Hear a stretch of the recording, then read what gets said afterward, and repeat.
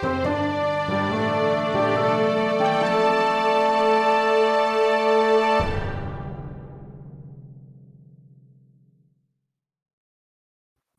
Story Seekers. I'm Ben.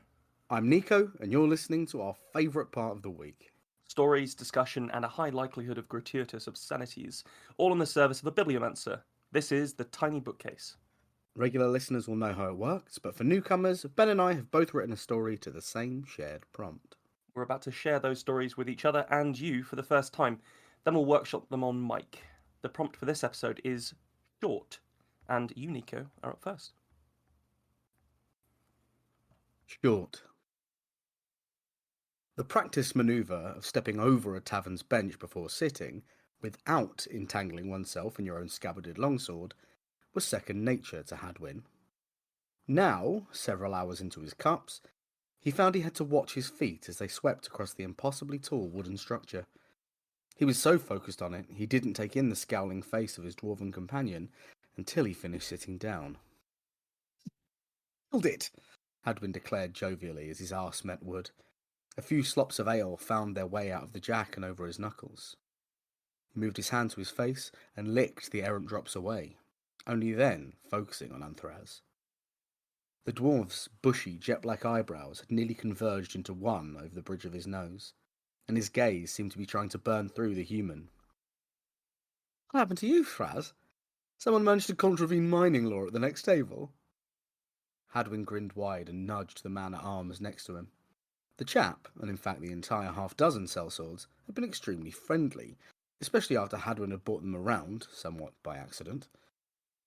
The nudged sellsword turned and grinned back. "You didn't drink his beer while I was gone, did you?" Hadwin asked, a mock pout on his face. "Not a drop, Poll, not a drop," the guard laughed. He held up 3 fingers in a mock salute. "Divine one's honour." Hadwin shot him another smile and turned back to the dwarf, who looked, somehow, even more furious. The seething maelstrom of contained rage that Hadwin was all too familiar with was sending a flush of red into the dwarf's ears and nose. Something seriously wrong had to have happened. "Raz, chum, what is the matter? We were having a nice night." For once, he thought, though speaking that aloud in the moment would have been a gold piece to a dragon. "Were you talking to the barkeep about me?" Hadwin felt an eyebrow raise. No, I wasn't. Why?" Anthraz fixed him with a stare, the eyes refocusing at the correct distance. They were blurred by drink, but they pierced all the same. "Because you looked over here, and I'm reading his lips, and I think he's talking about me." Anthraz picked up his mug and drained what was in it, then pushed the table away from his bench. The powerful muscles corded around his body tensed as the long wooden structure was thrust into a dozen bellies. Cries went up immediately. "As fuck you!"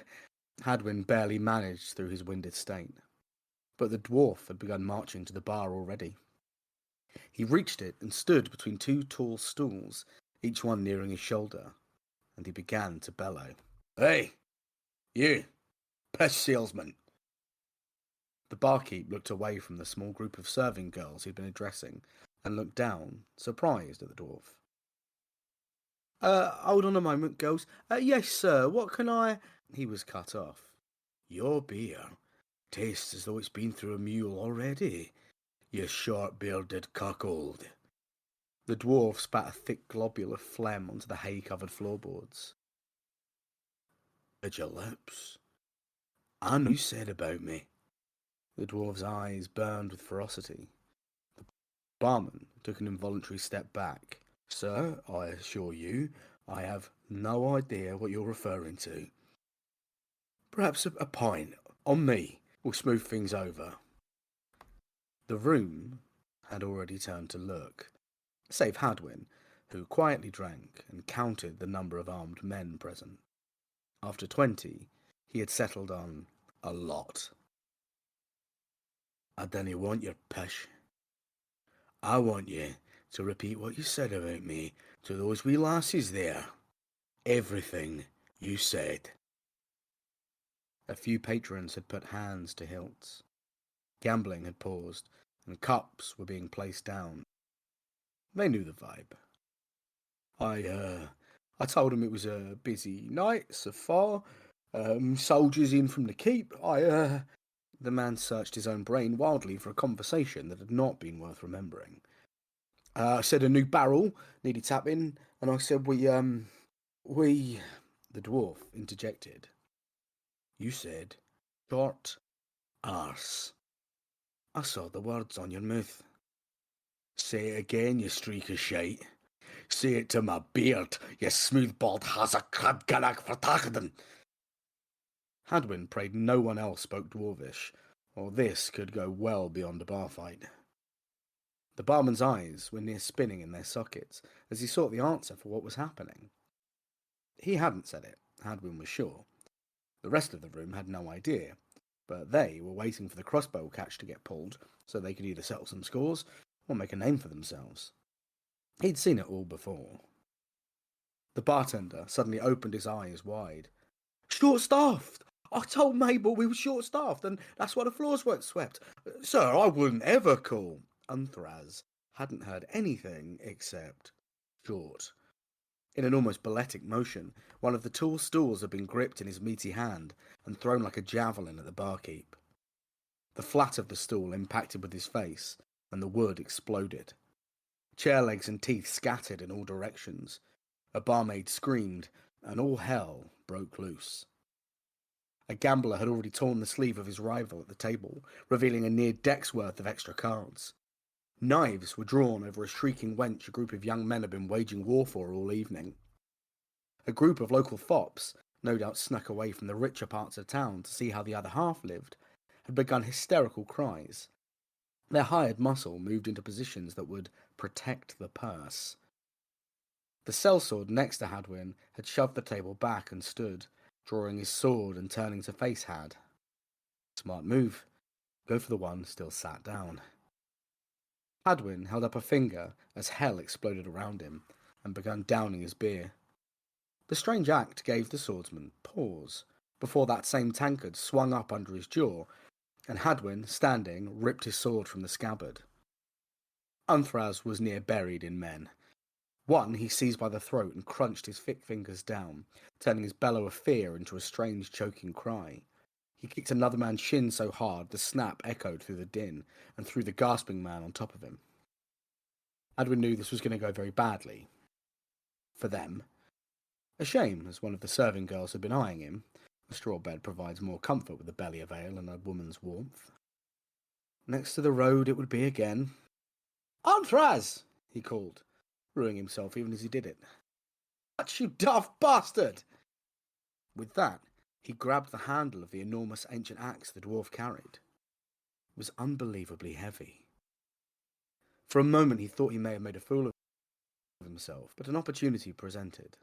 A man wielding a dagger had stepped over the fallen guard and lunged. Smartly, Hadwin thrust his longsword through the man's heart, released the grip, and grabbed the axe with both hands. He swung it madly in the direction of the dwarf's mound of fighting, and in a single turning motion, grabbed his sword by the pommel and whipped it free. Thank you, he said to the falling body.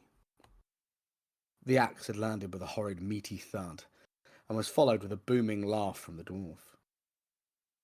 Desperately, Hadwin fought to defend himself just long enough to get out of the door. He had to be clear before the dwarf started singing. Everything got bad when the booming voice began again. Staccato thuds and screams, pattering blood spray, and humming whines as the strange enchanted metal of the axe carved through the air formed an almost otherworldly orchestra of destruction. The dwarvish words translated easily in Hadwin's mind after so much time with the dwarf, but he knew they'd only bring fear to the men around him. They tumbled and rolled as man after man died for an imagined insult, and now Hadwin was too deep, with no clear route out. For the 1000th time since meeting him, Hadwin rued that short ass. Fantastic. I love a good bar fight in a fantasy setting. It's so much fun. I think there's so much scope for them, isn't there? They're all just I mean, that sounded like it was fun to write as well. It was. It's like verging on fan fiction almost. It's got Well, elements of yeah, so many characters that I love. I wrote down Gotrek and Felix in the Mended Drum Oh yeah, because that's a vibe. that's the vibe, isn't it? Gotrek and Felix visit Ankh-Morpork's the Mended Drum. Oh, yeah, it was really good. But I thought like there was nothing uh you know sort of simple or overused in the way that you described these fights. Like it's quite, fights are actually quite difficult to describe sometimes because Yeah, it can be a little bit boring, can't it? Like, sort of like his left-handed this, his right-handed this. You can trip yourself up really easily. Whereas you, there was a good flow to it. It was really good. And then there was just loads of really nice bits of description, like that the throwing a stool like a javelin, so the flat of the seat hits a guy in the face. That just for some reason I found that very visceral. Just the concept of it really I got think me. even Yeah. even as I was writing it, that was one where I thought, God, that would actually do so much damage if you were Yeah. as strong as I imagine this sort of big muscly dwarf to be. Well, I mean, you set that up very well with the way that I chuckled when he, rather than pushing the bench back or standing or whatever, he just shoved the whole table. So you set up the fact that he was really strong, Yeah, built that off the fact that because the story opened with the human like stepping over it in a practice motion. So everything that's sort of what I'm saying is everything flowed really really well because you set everything up that you then made good use of in kinetic descriptions. So yeah, really enjoyed that. The snapping of I'm the shins. glad. Oh God, yeah, Yeah, what a horrible thing. I just ugh.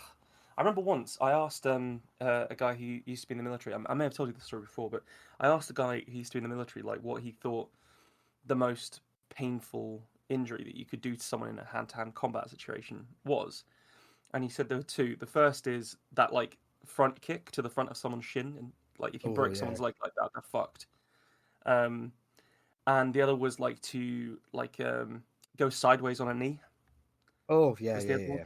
Yeah. Horrid. So you gave me that kind of like, oh, you just changed that person's life That actually vibe. came from I saw a clip of Joe Rogan talking to someone about that the calf kick in MMA and UFC Mm, that looks like to the sort of the common eye, just like oh, I just kicked him, but saying it's the most painful thing someone can do to you, and it apparently just sort of sends a signal to your brain. And he was talking to another fighter about it, so that it just makes you want to go, no, no, I'm out, don't want any more, just don't want any more. I don't think I want to be a mixed martial artist anymore. I've changed my mind. This is not a fun hobby. Like, yeah, I mean, I really like looking at like if you want to write a really aggressive, powerful fighter, like watching people like Habib fight or Francis Oh yeah. Ngannou, just to see how these like the kind of calm savagery fighters. Mm. And Like particularly I with like found it's grapplers, oh god, grapplers are yeah. very much like that, aren't they? Like just this idea that if they got around you like an anaconda, you just be there's nothing you could do about it. You would just slowly lose your life. Oh, It's yeah, just but yeah, it's really fun. You gave me a note. I mean, it's a long time ago now. all right, go on. Maybe 2 years ago now, but it was about, when you're writing action, you're writing fights, keep it snappy, tell the Mm. story, say the beats, but keep the speed up. And it's something I've tried to work on since. So it's Hmm. good to know that because I can even feel like I'm getting that down a bit because there are things here where you could say, and he did this, like you say, and that caused this to happen. But if you just say this happened, people can, so long as you're not, you know, suddenly right to left becomes left to right, Mm. people can follow it. I think, especially in short fiction, trusting your reader to sort of keep track of what's happening Yeah, means you can get some really grisly stuff in quite absolutely, quickly. absolutely. That whole like left right thing. The reason I brought that up before is because and I will say that I completely agree. This is something. This is an area that you have that I've seen you improve, or at least to my taste, it feels like it's an improvement. But Yeah, the left to right thing, the that happens to me like way too often. Like trying to write like there's a fight sequence or whatever it is, and because you're visualizing how it could how things could actually work, what Yeah. moves are actually possible, and I feel like it's quite difficult to stop oneself from putting that into the work. So I think you did a very good job of not doing that, not over explaining it, not and then it, Yeah. and it just flowed. It was really good. And then I performance wise, you absolutely. I mean, you can always do a good dwarf. You do a good Scottish dwarf accent, all the rest of it. But the drunken menace was a new one. I think that like the were you talking to the barkeep about me? I had that moment where when you are talking to someone and then they say something scary to you, and you like, realise that no. you're no longer safe. Yeah, Yeah. really got that. The smooth balled Hazak or whatever the idea of insulting someone by saying you've got smooth balls made me chuckle quite a lot. And the short bearded cuckold also got a little chuckle from me too. Yeah, Um, fantasy insults are always fun, aren't they? Just yeah, yeah. Especially when a dwarf is shouting. There's something about shouting up, I think, that improves. definitely. The Yeah, I had a lot of fun writing it. I mean, like we said right at the start of this conversation, it's got bits of Gotrek and Felix, a little bit of Discworld. It's got I sometimes like when I got the prompt short, I had a lot of ideas, and I kept saying to myself, "Don't write a story about a dwarf. I know you like dwarfs, Nick. Don't write a story about a dwarf." And then I was like, "But you've never written a story about a dwarf for the podcast." Oh, that's true. That is That, true. I've never. that can't be true, can it? Is that true? I know. Maybe I think no. There has been one. Maybe. Oh, I Oh, don't know now. good lord. I'm not entirely sure. But I mean, if that's Tiny true, that's wild. historians. Tiny historians. We need to know. Yeah. Someone delve and tell me. Good lord. Someone tell me. Actually, you've written 47 stories about dwarves. All of your stories are about dwarves. Fantasy dwarves. Tiny piggy wiggy woos coming out of the woods. Maybe I've just been imagining all of your characters as dwarves because I know you like dwarves so much. And because I'm tiny. I mean, I'll Oh, throw God. in a quick anecdote there. We've been on tour recently, the band, and I at a show we have a song called "Make You Proud," as you know, but Mhm. for you lovely audience people who haven't checked it out yet, it's a song about dealing with my mum's brain cancer. It's a very emotional song, and a lot of the time people do have an emotional response to it. And playing in Blackpool, place right up north, and a lady is having a full meltdown afterwards. So I acted on instinct. I jumped off the stage, got to the barrier, gave her a hug, and then realised I was not tall enough to climb back onto the stage in any way that allowed me to maintain even a shred of dignity. It was There was a really awkward, but I use a wireless mic, so I had it with me. So I was sort of going, bear with me, folks. I'm just gonna figure this out. Give me just a minute. And What did you do in the end? so I had it was quite a small space that I'd got into. So I put one foot on a speaker, and it started to move. So I was like, no, not that. So in the end, I just sort of put one foot up, like that little bit too high when you're like, I can feel Yeah, that in yeah, yeah. places where I ought not to feel it, Yeah, it feels and like your just asshole's about to tear in half. Yeah. And I was like, I'm just going to throw everything I've got into this, like nearly somersaulted, getting up there. But I just sort of threw my weight up and forward and pushed down as hard as I could through the leg and nearly fell through the drum kit. Good lord. But I was back on stage. So Oh, that well was done. fine. Where the fuck were your boys? Where were the rest of the band members? They should have been helping you Stand, up. holding guitars and laughing. Oh fuck.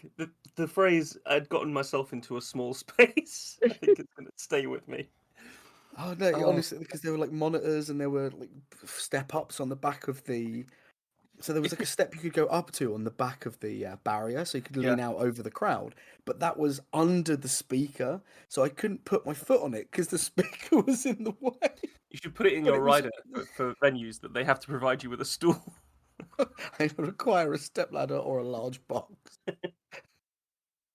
Oh, Oh, damn, son. yeah. Damn. Welcome to You my should. life. You could have gotten out like people get out of the pool. Where they sort of belly flop onto the edge and then sort of wiggle their legs over the I side and was, then I was, roll up to standing. I was worried about being like DeVito coming out of a couch. To be honest, It's got strong DeVito energy. Oh, top notch. Oh, I really enjoyed that. have fun. Right, I better tell a Right. story, I think. Yeah, go on. Give me a tale. Let's see what happens. Let's see what happens. Short. Arda stared up at the figure which had pushed through the rock. It was a man's shape, and his snarling face had torn through the fractured stone of the mountainside over many years, but it was far from human. At eye level, Arda saw his fingers too had poked out of the rock, grasping stone claws which threatened to tear whatever they touched. It was the section of rock by his right arm which she had come to see. There, a new face had begun to emerge from the russet stone. "What are you doing here? This is my grandfather!" The little boy's voice was filled with cynical knowledge of Arda's otherness and was tinged with fear. "I'm allowed to be on the mountain too, Yerba." Arda tried to remain calm. "She doesn't even look like you." He pointed to the face Arda had been studying. She knew it was a barb intended to hurt her, and though his words were nonsense, the intention behind them left her feeling hurt nonetheless. Yerba's family began to arrive, interrupting their spat. They appeared gradually as small groups of them came up the track.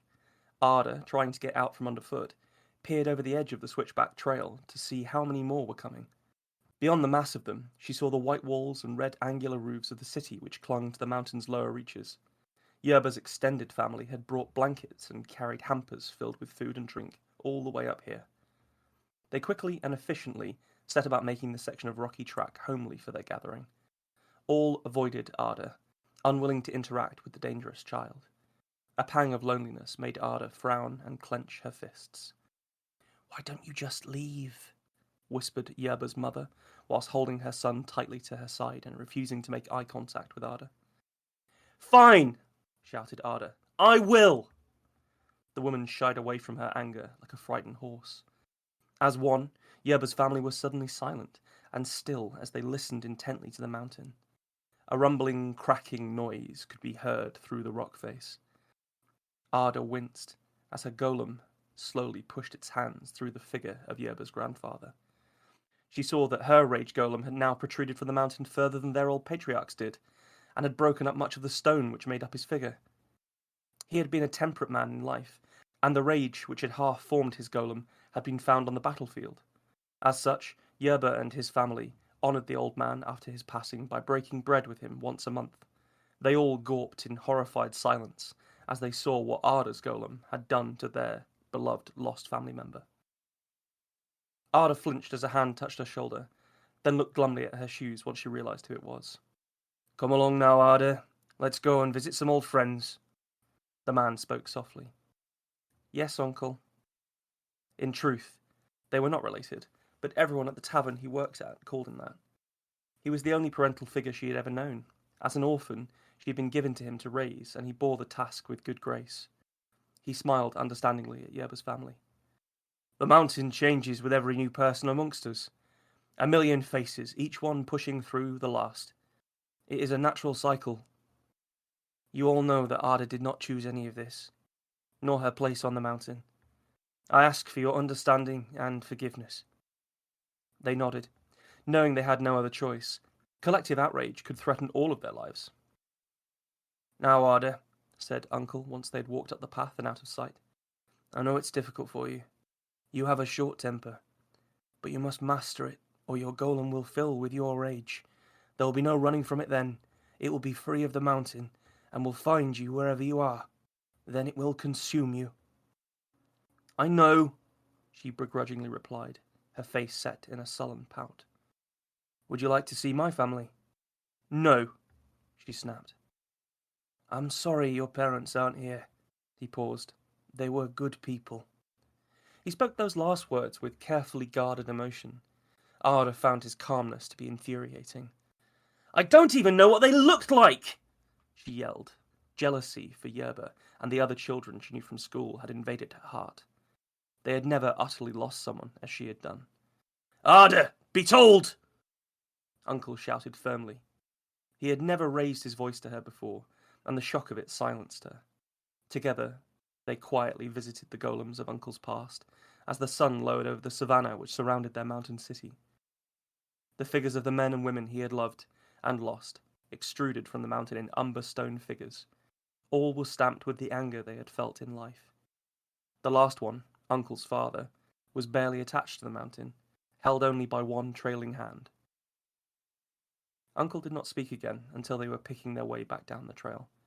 The golden light of the setting sun cast deep shadows into the uncountable features of all the figures embedded in the pitted rock face of their mountain. My father, as you saw, had a short temper as well.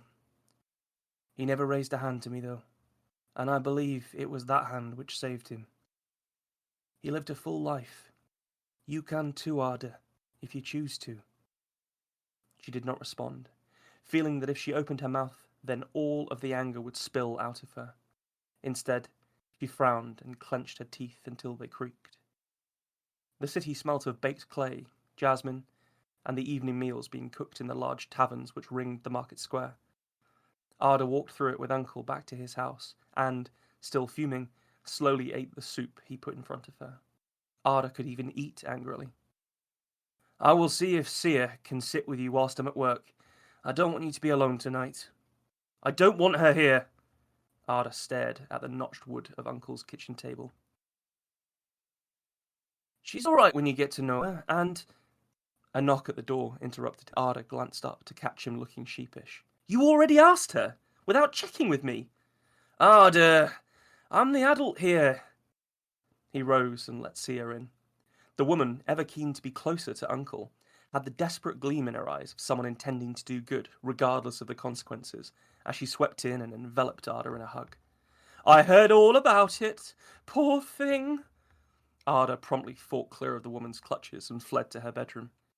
After a moment, she heard the front door close as Uncle left for work, and then a soft knocking at her bedroom door. Go away! I just wanted to say, I know about what happened to your parents, and I don't think you should feel ashamed. Sia's voice was sickly sweet. What do you mean? Ada opened the door. Oh, that their golems came for them. Such a mismatch they were, always arguing and shouting, even more so after you arrived. But lots of people have lost family members to golems. Sia, her face covered in the makeup she wore whenever she knew she would see Uncle, smiled insincerely. Would you like another hug? Ada slammed the door and felt a hollow open up inside her belly as she locked it. Why would Uncle lie? Why would he not tell her? Why had no one told her before? Who did that bitch think she was? Uncle's deception stoked her fury to white-hot heat. She grabbed the edge of a bookshelf that he had made for her and wrenched it from the wall. Books and trinkets scattered everywhere, and Ada felt something snap inside her mind. The anger had evaporated and been replaced with dread. She slumped to the floor and sat hugging her knees in the mess of her room, fearing what she had done. It came for her in the night. Stone fingers pushing open her door and bursting the lock on it. Trembling with fear, Ada anticipated its touch, but still flinched when rough hands picked her up. She squirmed and looked into the face of her golem. It looked like her, but not quite right. It was older and taller than she was, and its eyes smouldered like burning coals. It carried her to her bed and placed her in it. Too terrified to move or speak, Ada felt herself being tucked in by the golem, and realised it was not her face at all, just as Yerba had said. Mother? She finally whispered what she knew to be true. Sssss, hissed the golem soothingly. It placed a heavy hand on Ada's brow. It wasn't my anger, was it? The golem shook its head and then spoke. Sleep, little one. Crying softly, Ada drifted to sleep. What a cool concept. Rage golems. Rage golems. Just the idea of this like potential avalanche, like literal potential avalanche of emotion. That's very, very cool. The our link, by the way, as always, was there. This time, apparently, Discworld with the burning coal eyes of the golems. The burning coal eyes, and also this concept of like the fact that it's just they're gonna follow you, they're gonna find you. Like if they a lot like it is going post, isn't it? Where the golem follows Moist. Yeah, gets him out of his bed. Yeah, Mr. Pump, I think is the name of Yes. that golem. Yeah, just this idea that they are connected, and you know, I envisaged this story as like what it would be like to go to war with these people, Oh god. because theoretically, like their golems would like fucking find you. Yeah. Uh, but I sort of wanted to turn it and make it more about a culture around venerating people's temperaments and things like that. Um, I thought actually when during your story that we might have done something quite similar, because I thought you were going for like a short-tempered dwarf. Ah. For a bit. And I was like, oh, that's interesting. But yeah, yeah. As you might be able to tell, I was a little bit uncomfortable with this one because I tried to pitch it at YA, Okay. which I don't really write in that vein really before, but I wanted to get that sort of like teenagery kind of vibe to it. You Um, on yeah, the teenage thing though, you nailed an aspect of like young interaction perfectly, and it was the unkindness. And that they, saying, "Well, like, I don't even know why you're here. He's not your grandfather. He doesn't even look like you." mm, That, because that's so deeply nasty, without acknowledgement of the cruelty in a way that only children can be. absolutely, absolutely. It's so yeah, like that. Just that moment of characterization was absolutely brilliant. The yeah, the really cool. So them going up to revere their grandfather, especially the man who went to war and it still didn't get all the way out of the mountain. So he's Mm, clearly heroic to these people. But absolutely. the fact that the golems push through each other, and Mm, that those memories may be lost, like that kind of like fallibility to the like the religious modalities of fantasy cultures is always brilliant. I always really enjoy it when if a few more generations ago they might have forgotten about it and it wouldn't matter, but when it's brought to bear, that's always super cool. mm. The concept of one family losing something because somebody else has a short temper Yeah, is just ugh. Um, yeah, no, there's, I mean, I don't know. I've felt quite angry recently. There's been various things happening in my life yeah, that led me to feel very sort of like a simmering rage. yes, Um, and this was sort of my attempt to get that out. And I wanted to sort of like the concept that the anger that you feel is actually it can be other people that have put that in you, or the situation that you're in, or whatever it yeah, is like. Um, and also I've been thinking quite a lot about sort of the buzzword for it is generational trauma, isn't it? This idea of yes, like you just get passed on the shit from your parents and all the rest of it. So I sort of wanted to explore this rage golem idea, but it's like because they because they her parents were so angry they got eaten by their own like they died to their own golems. yeah, That she's had to live her life like this, and she's notoriously got a short temper, and she's a bit ostracized for it. But I wanted it to be okay in the end, so yeah, that's sort of where I went with it. This idea that you could be forgiven, uh, you can forgive yourself for your own anger. Um, and that there's different kinds of anger.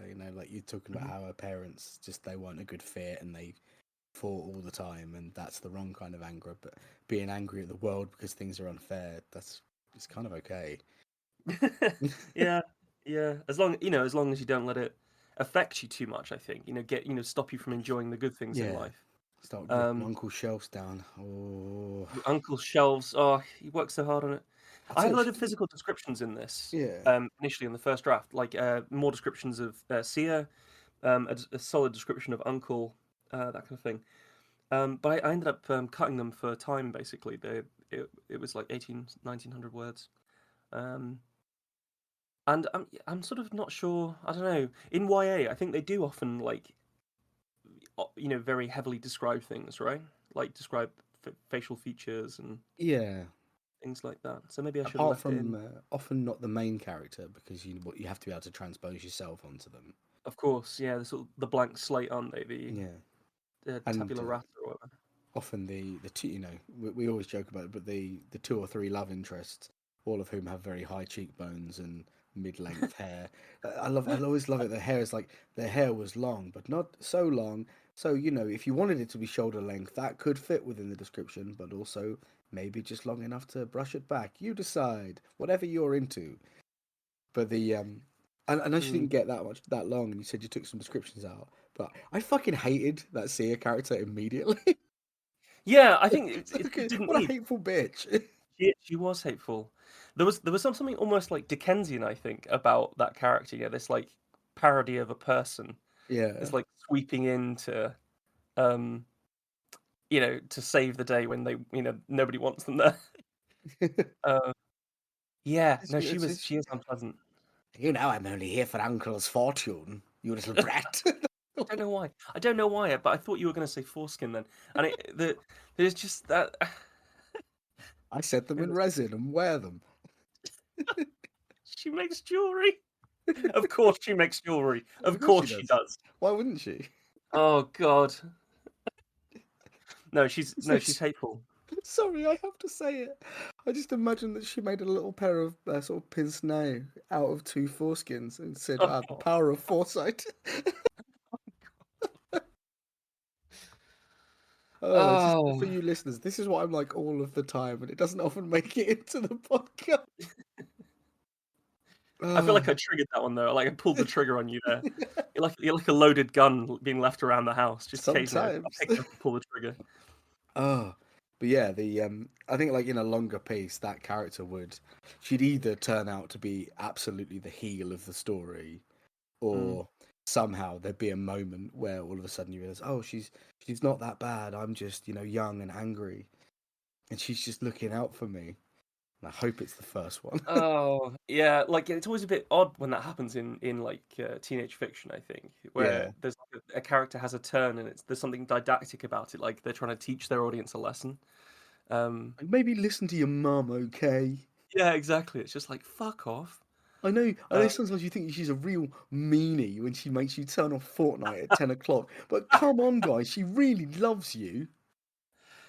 I don't have much space in my heart for YA fiction. I did I read a thought bit you of were gonna say for my mum. it, but hey, that's Sorry, a different conversation. go on. You don't have much love in your heart for YA. No, I think I don't know about you, but like it was obviously it did exist when I was like sort of 12, Yeah, 13 and stuff. And I did read some sort of like those bridging books between kids and adult like fantasy fiction and all the rest of it. Um, like like the Garth Nixes of the world, like that stuff. I yeah, did really enjoy that. L'Oreal Sabriel and his like Days of the Week series as well. yeah. Um, but I think I was talking to you about this the other day. I don't understand how people continue to read that stuff after they've read an adult piece of fiction. Like, Yeah. if you pick up, for example, I don't know, the Game of Thrones, you read that. How are you going back to size 14 font, double spaced, Yeah. for 200 pages? Like, what's how like it's just not a very rich experience, I don't think. And whereas like books for children, like like sort of like the Harry Potters of the world and things like that, are Yeah. often quite rich actually because they're hard to write for that audience, and then because you have to engage the parents reading it to the kids as well a little bit, etc. Um, and it just feels like the YA fiction hasn't, at least maybe I've not read good YA fiction in a long while, maybe, but there's something about it that I just don't really get. I'm like, I yeah, we've think got kids books, we've got adult books, just be one of those two things. I think some of them have some sort of sleeper hit stuff going on. Like Animorphs is one of those ones that's I think it's just about YA, but that's mostly because as it gets deeper in, you can tell that Applegate was just waiting to get to their actual political sci-fi race war that they were writing. Because the first like 15 books, it's like, and then they turned into a hawk, and it was really good. And then you get to the actual like meat and potatoes of this alien war, and it's like, oh my god, this is not the children's book I was reading. Sorry. I have not read them. I saw the TV show a little bit, but are you telling me there's a race war inside Animorphs? Yeah. What the fuck? these alien species that are all like constantly fucking each other over, and it's like a massive intergalactically scaled war. Because I don't know if you This remember, is the main baddies of Animorphs are like these little worm creatures that go planet to planet and infect the species there to use them. So they infect a species, work out which ones are the most capable and most skilled, keep those vessels, kill the rest of the planet, and are amassing an army of a multitude of species huh. called the Yurt. And then the sort of good guy Sorry, called the aliens. what? Sorry, Yurt. the year. Yurt. Sounds like Yurt. being told backwards very quickly. Yurt. But yeah, and then there's these like blue dude centaurs with no mouths and Voldemort noses and scorpion tail. Like the description is bonkers. But they're the goodies, the scorpion tail blue centaur guys. So that sounds like that author got like most of the way through this, was making bank, and then took some like mushrooms or some acid or something, and we're just like, let's open this motherfucker up. Let's turn this up to 11. But there's going to be at least one Animorphs fan listening who absolutely tears into me for not remembering the name of the good guy aliens. But there's one in the first book. I mean, they're so odd, those books. I really had a soft spot for them as an And adult now, and did loved did them the as a books? kid. But Yeah, and did the books come first before the TV show? yes, Right. Okay. and there's loads of them. It's another one of those Wild. though, one of those kid Treasure series trove. where it just goes and goes and goes. But I think it's the exceptions that prove the rule. Like there's a YA book I love called Death Scent that was meant to become a series. The rest of them never got written, never surfaced, and it had some really fun concepts in it. And it was a sort of post-apocalyptic fantasy world where they were these mechanical animals that they were farming meat on, and so they would like grow meat in these not quite living, not quite Oh. machine creatures. And there was this alien being that they'd met that could smell, that had this like magical sense of smell, and I was looking for this thing called the Death Scent. And I was like, that's really fun. It's very cool. I must have been, 16 when I read it. Mm. And so right at the tail end of when it was acceptable. And I remember thinking, Hmm. yeah, this is actually a very cool book. This has got loads of really cool concepts in it. But a lot of them are very safe, especially if one does well. So, for every Hunger Games that you get 24 very similar books. Mm. And unfortunately, you get a lot of people who, you'll get that if you liked Hunger Games, you'll like The Hungry Games, you'll like Games of Hunger, you'll like Woman with Bow and Bird Symbol, all these books that emerge and they do continue to consume them. And, it's good that people are reading. I think that should always be viewed as a positive. But it's a shame if people aren't challenging themselves, because what is life without a challenge? Yeah, I think so. And like, obviously people should read whatever they want to read. Like, you mentioned like at what age it's acceptable and stuff. Like, Yeah. I think it's like weird. It is a bit weird to judge people for what they choose to read. Um, but at the same time, like, I guess my feeling from it comes from like a place of like, do try other things. Yeah. You know, expand it a bit if you can and if you want to. What do you think is the obsession with prequels? This you mentioned the Hunger Games, and they've done a prequel, and Yeah. there's like a Mad Max prequel called The Furiosa, about Furiosa. Furiosa. Yeah. I'm just like, what is that? Like, is it comforting because you know where the story's going to end? See, I Um, I find that way less comforting. I'm like, well, what's the? It's got to. This isn't a hard and fast rule, but like typically, it feels like it would be harder to write a story that's a prequel and make it interesting and engage your audience. So I Yeah. don't understand why they're so popular. I think one of the biggest issues they have, and my favorite example of this is Legolas in the Hobbit prequel movies that they Oh god, did. that's fucking trash. Like, oh god, that's just made me instant. That rage that I was telling you Yeah. about. I've been Your getting on top golem of. just inched out of the You wall. just fucking triggered me, man. But No, the I'm joking. to put these characters in, and you cannot have them in peril because we've seen them. I was going to say, seen them later with all their limbs. We've seen Furiosa with a robot arm, but there it is in the trailer straight away. Um, Yep. but if we know that they're alive in the later one, unless you pull some, sometimes they're like and she died, but luckily we had a clone in the tube already. Like that stuff, which makes me fucking violently angry anyway. I would love to watch a movie or read a book that was a prequel that had the balls to just be its own story and disregard whatever happened. Like it's actually like a fake prequel. That would be It's like a so good. completely that just like one of the character, a major character dies inside the first like three chapters. And you're like, what the fuck is happening? They are definitely alive at the start of the next book. You're like, no, Bilbo's meant to be there. I'm telling Yeah, Bilbo gets eaten by one of those trolls. you. Bill's like, I've got bits of vomit in my teeth. Yeah. Yeah, I don't know. I think part of it is if, like, say the thing is over, like, I've got a weird example for you. Like Game of Thrones, it ended and it ended badly, Oh god, like like and a quiet whimper of an ending with everybody being like, "What the fuck was that?" so they had the prequel there, well, they had the history there for House of the Dragon, and then that was really good.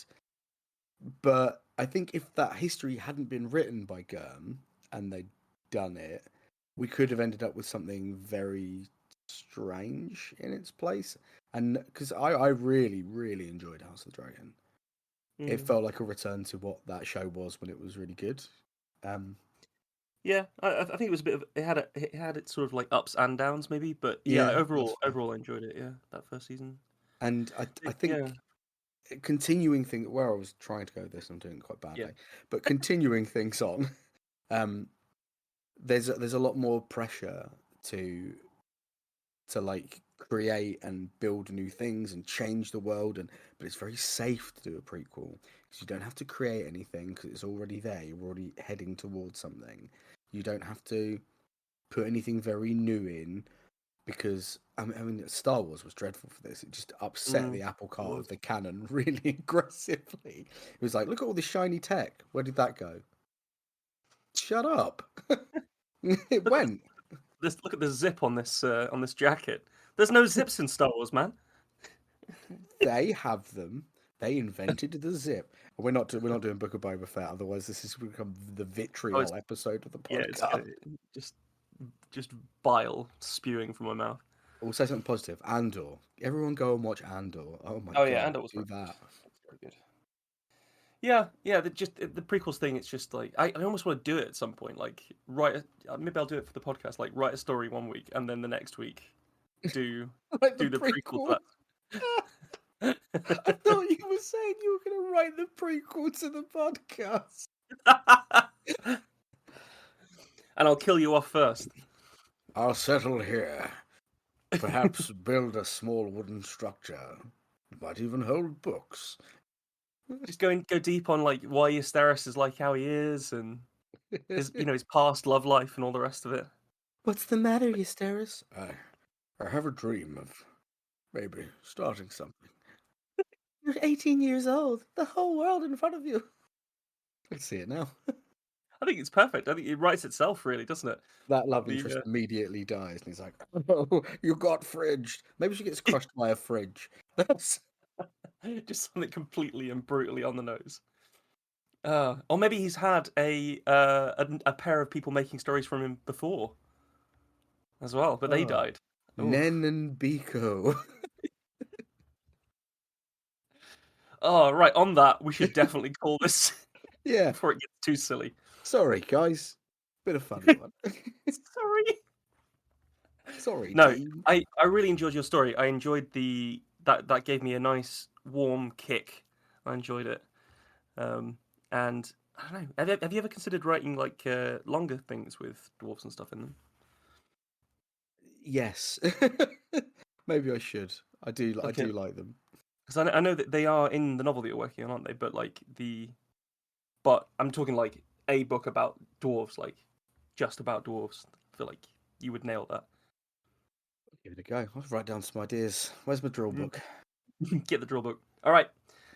Big love. Big love. Thanks for joining us for this episode of The Tiny Bookcase. Remember to subscribe, otherwise you're going to miss out on the future fun. Also, tell a friend. If you like this episode, link them to it. We'd be tremendously grateful. You can follow us on Twitter at BookcaseTiny, Facebook at The Tiny Bookcase, and Instagram at BookcaseTiny for updates. Speaking of supporting the podcast, Well, magic can only take one so far. The tiny bookcase is supported by the generosity of its patrons. Those kind souls have really kept my belly full the last year. Let's cast a spell for them, shall we? For rich ginger tones on their scalp, let us cast the Orangi Hedondo spell for Scott Byrne, and for general fabulousness, why not the Ooh La La How's Your Mother spell on Matthew McLaren?